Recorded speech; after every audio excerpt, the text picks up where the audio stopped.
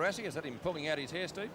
Well, I think he would have been midway through the quarter. He tried to take Peter Moore off at the 11-minute mark, and the big fellow was going so well he was more than content to stay on the ground. Peter Grant, the Melbourne runner, chased him around for about 4 minutes. Peter came off, and he was a bit hot under the collar, but he's cooled down now, and I think he's very keen to get back out there. I think that was 3/4 of the problem. I think he wants to ruck the whole way through the match.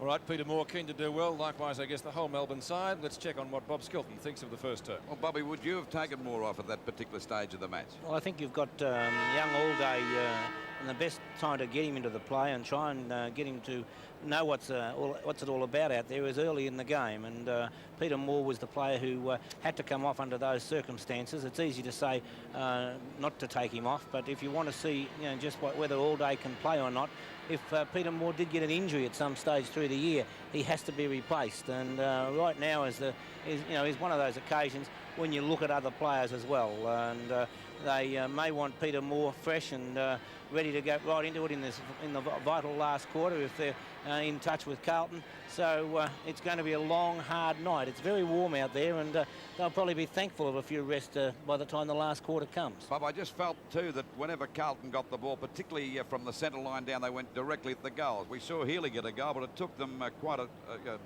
great deal of time to get the ball over to Healy. They zigzagged until he did finally score the goal. Yes, well, Melbourne's disposal around the ground has not been good at all.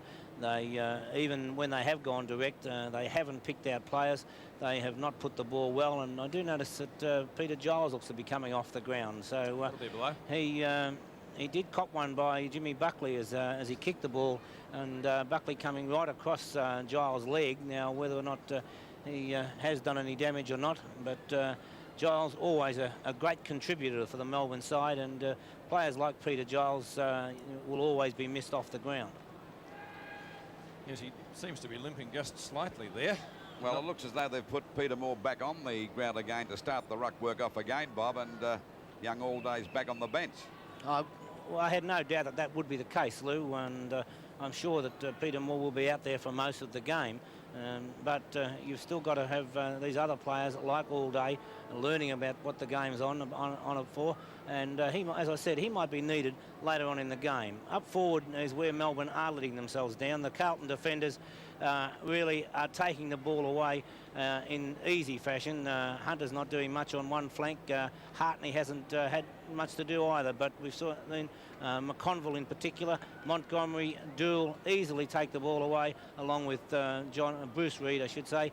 And when it gets up the other end of the ground, the disposal of Carlton far better. I understand Giles, Bob, has a slight calf injury, but could be going out again very shortly.